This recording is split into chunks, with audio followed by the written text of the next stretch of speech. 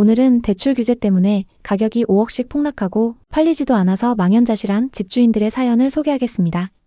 2025년 9월 중순 이게 현 부동산 시장의 실상입니다. 지난 6월 말에 정부가 쏟아낸 대출 규제, 주택담보대출을 6억 원으로 철저히 묶어버리고 다주택자나 투기과열 지역의 추가 구매를 완전히 차단한 그 정책이 시장 전체를 뒤흔들었죠. 거래 현장은 순식간에 얼어붙었고 가격은 급락하는 사례가 여기저기서 쏟아져 나오고 있어요. 최민호 씨는 40대 중반의 평범한 회사원입니다. 서울 아파트값이 매일같이 치솟던 시기, 민호 씨는 그 열기에 휩쓸려 서울 마포구의 아파트를 덜컥 매입했어요. 대출 8억 원을 끌어당겨 총 15억 원에 샀는데 월 소득의 상당 부분을 이자 상환에 쏟아붓는 영끌 투자의 전형이었죠. 상승장의 낙관론에 사로잡혀 곧 20억을 넘길 거야 라고 믿었지만 규제 발표 후 시장이 순식간에 얼어붙으면서 매수 문의가 뚝 끊겼어요. 게다가 전세 규제까지 겹치면서 전세입자를 구하려 해도 쉽지 않습니다.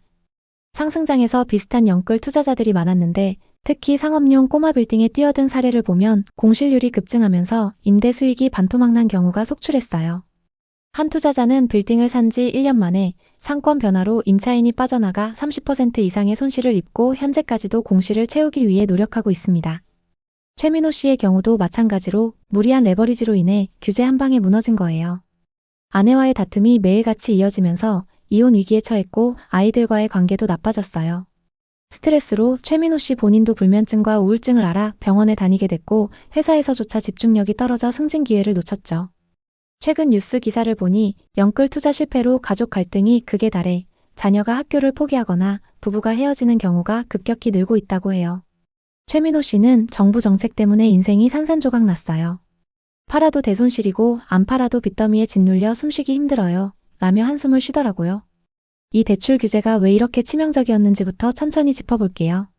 이번 규제는 수도권과 규제 지역에서 주택담보대출을 6억으로 딱 고정하고 1주택자라도 기존 집을 처분하지 않으면 새 대출은 꿈도 못 꾸게 만들었어요. 다주택자라면 말할 것도 없죠. 완전 셧다운 상태예요. 이건 가계부채를 옥죄기 위한 강력한 조치였고 시장은 순식간에 멈춰버렸습니다. 서울의 상징적인 대단지 헬리오시티를 떠올려 보세요. 전용 84타입이 규제 발표 직전인 6월 25일 27억 2천만 원에 거래되며 사상 최고가를 새로 썼어요. 발표 이틀 전의 거래였죠. 발표 바로 다음 날인 28일에도 27억 500만 원의 거래가 성사됐지만 불과 10일 만에 같은 평형 23층이 22억 원으로 떨어졌어요.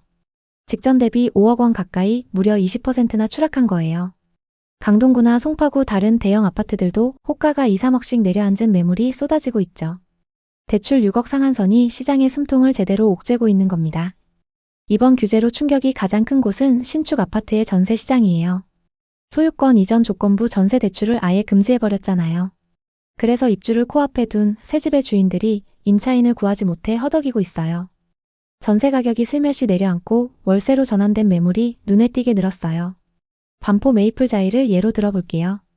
전용 84타입 전세가 11억 원에서 17억 원까지 넓게 포진돼 있는데 이제 현금으로 이 보증금을 감당할 임차인을 찾는 게 하늘의 별 따기예요. 총 3,300세대 중 전세 매물이 1,500개 정도 그리고 월세가 1,700개 정도입니다. 규제 발표 이후 500개 이상이 월세로 돌아선 거예요. 매물 설명에 보증금 조정 가능, 장기 임대 환영 이런 문구가 붙어 있지만 솔직히 장기 임대는 지켜지기 어려워 보이죠. 최근 전국 임대차 계약 중 월세 비중이 52%를 넘었고 서울은 65%까지 치솟았어요. 전세 사기 후유증과 대출 축소가 월세 전환을 부채질한 거예요. 정부 발표 후 서울 아파트의 평균 보증금이 5억 2,700만 원으로 직전 달 9억 7천만 원에서 4억 4천만 원이나 쪼그라들었어요. 대출이 막히니 전세가가 즉시 반응한 거죠. 월세가 그만큼 올랐지만 전세 상승 모멘텀은 이제 꺾인 상태예요. 최근 정부의 규제는 여러 가지 제한 사항을 두며 전세 대출을 전면 금지시켰는데요. 이로 인해 임차인이 대출을 받아 전세금을 주고 그 돈으로 집주인이 잔금을 치르는 갭 투자 방식이 완전히 막혔습니다. 규제가 시작되면서 집주인들은 임차인을 구하지 못하고 있어요. 특히 신축 분양 아파트 집주인들 대부분이 그런 상황입니다. 제가 현장에서 만난 한 집주인은 이렇게 말하더군요. 전세 임차인만 구하면 잔금을 메울 수 있었는데 이제 그게 안 된다네요. 제2금융권에서 고금리 대출을 알아보고 있어요. 그렇게 되면 이자만 매달 수백만 원이 나가요. 투자라고 했는데 빚만 쌓이는 기분이에요. 수많은 가족들의 생계를 위협하는 상황입니다. 이영진 씨는 40대 초반 사업가입니다. 2022년 말 서울의 1800세대 규모 신축 아파트를 분양받았어요. 전용 84타입 분양가 16억. 이영진 씨는 분양권 투자로 시세 차익을 노리겠다는 생각이었어요.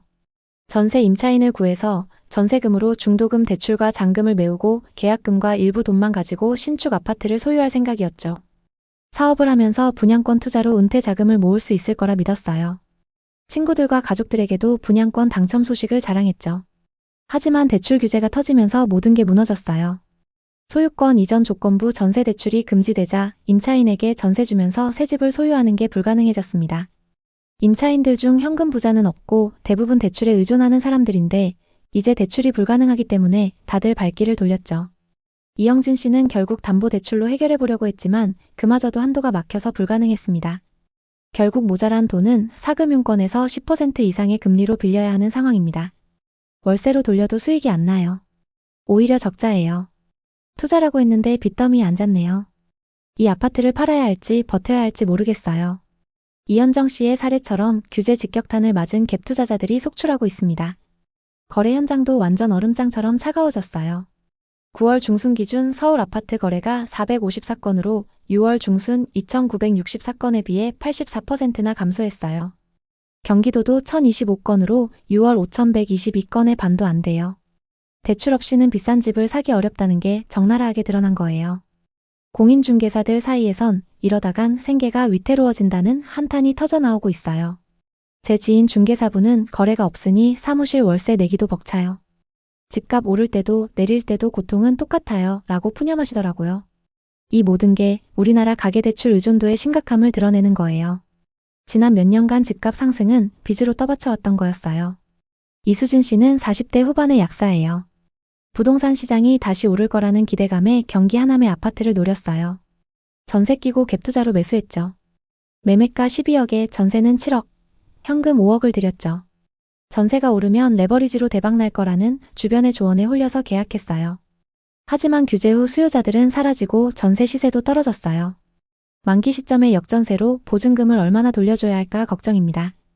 이수진 씨처럼 상승 기대감에 갭투자로 뛰어든 사람들이 많았는데 거래가 안 돼서 현금화조차 못하고 빚만 쌓이는 경우가 허다합니다. 특히 빌라에서 그런 경우가 더 많이 보이는데요. 한 사례에서는 갭투자한 빌라가 규제 후 가치가 40% 하락해 은행 경매로 넘어가고 투자자가 범법자로 몰린 적도 있어요.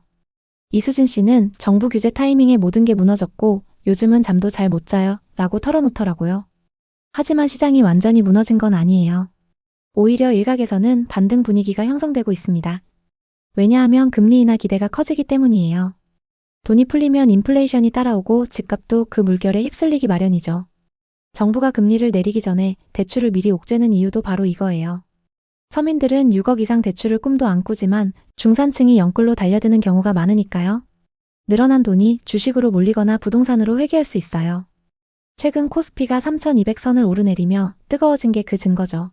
주식 열기가 식으면 다시 부동산으로 눈을 돌릴 가능성이 크다고 봐요. 정은경 씨는 50대 초반 사업가예요. 지난 상승장 서울 종로의 꼬마 빌딩에 올인했어요. 대출 14억으로 20억짜리 매물을 거머쥐었죠. 사업자 대출로 70%까지 대출을 받을 수 있었습니다.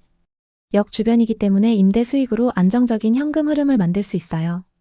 그리고 몇 년 보유하시다가 시세 차익 보시면 됩니다. 이런 부동산 실장의 말에 덜컥 계약해버렸어요. 하지만 이후 1층 임차인이 나가면서 월 수익이 급락했습니다.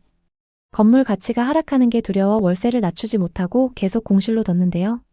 그동안 손해본 돈만 얼만지 모르겠어요. 요즘 임차인 구하는 게 너무 어렵네요. 상업용 부동산 자료를 보니 2025년 공실률 장기화로 투자자 중 30%가 손실을 보고 있다고 합니다. 무조건 부동산을 사지 말라는 게 아닙니다. 오를 거라는 막연한 기대감으로 무리한 빚을 짊어지지 말라는 거죠. 실물 자산을 늘려나가는 건 부를 축적하는 데 기본입니다. 또 내 집 마련은 필요합니다. 다만 데이터와 냉정한 판단으로 가세요. 지금 거래가 주춤하고 전세가 내려앉았지만 유동성이 터지면 집값이 다시 꿈틀댈 수 있어요. 그렇기 때문에 시장의 변화를 꼼꼼하게 체크해야 합니다. 과열 속에서 뒤늦게 상업용 부동산이나 소형 빌라에 뛰어든 사람들도 많았어요. 3년째 이자만 갚는 경우가 허다하고 대부분 포기 상태입니다. 그중에는 3년 전 영끌로 산 빌라가 하락해 파산까지 갔고 가족 전체가 단칸방 생활을 한 분도 있어요. 또 빌라 사기로 3억을 날린 분이 우울증으로 입원하고 자녀가 학교를 그만둔 이야기까지 들었어요. 이런 후유증은 단순한 돈 손실이 아니에요. 심리적 압박으로 매일 불안에 떨고 매도 타이밍을 놓쳐 더 큰 손실을 키우죠. 생활의 질이 뚝 떨어져 가족 관계가 파탄나고 건강 문제까지 겹쳐요. 영끌한 사람들 중 62%가 손해를 봤다는 통계처럼 다들 상승을 기대했지만 실제로는 빚만 남은 사례가 허다해요. 부동산 투자 실패로 인한 가족 몰락 이야기도 많아요. 이런 이야기들을 보면 상승장의 달콤한 유혹이 얼마나 무서운 덫인지 알겠어요. 이제 전세나 대출 레버리지를 풀로 써서 투자하는 시대는 끝나갑니다. 다만 모든 부동산이 하락하진 않을 거예요. 또 서울 수도권과 지방의 부동산 양극화는 더욱 심해질 겁니다. 2025년 상반기 부동산 시장은 규제 여파로 거래량이 급격히 줄었지만 대출 규제에서 비교적 자유로운 지역들은 거래가 지속되면서 반등할 가능성이 높습니다. 예를 들어 인천이나 경기도의 중저가 아파트들은 여전히 거래가 되고 있어요. 반대로 규제 지역의 고가 아파트는 일부 최고가 거래 말고는 거의 거래가 멈춰 있는 상태죠. 2025년 하반기엔 금리 인하 기대가 있지만 각종 규제가 풀리지 않으면 거래는 더 줄어들 거예요. 또 세금 강화로 부동산 보유자들이 매물을 내놓으면 가격 조정이 올 수도 있어요. 특히 상업용 부동산은 오프라인 위기로 더 큰 충격이 예상돼요. 하지만 장기적으로 보면 부동산은 여전히 매력적인 자산이에요. 무주택자에겐 저가 매수 기회가 올 수도 있죠. 항상 위기 속에는 기회가 있습니다. 오늘은 규제 이후 분위기와 앞으로의 전망에 대한 이야기를 해봤습니다. 여러분은 어떻게 보셨나요? 혹시 부동산 관련 고민거리가 있으신가요? 여러분의 이야기가 있다면 자유롭게 공유해주세요. 당신의 경험이 누군가에게 큰 힘이 될 수 있습니다. 오늘의 이야기에 공감하셨다면 구독과 좋아요를 눌러주세요. 오늘도 시청해주셔서 감사합니다. 다음 편엔 더 좋은 내용으로 찾아뵙겠습니다.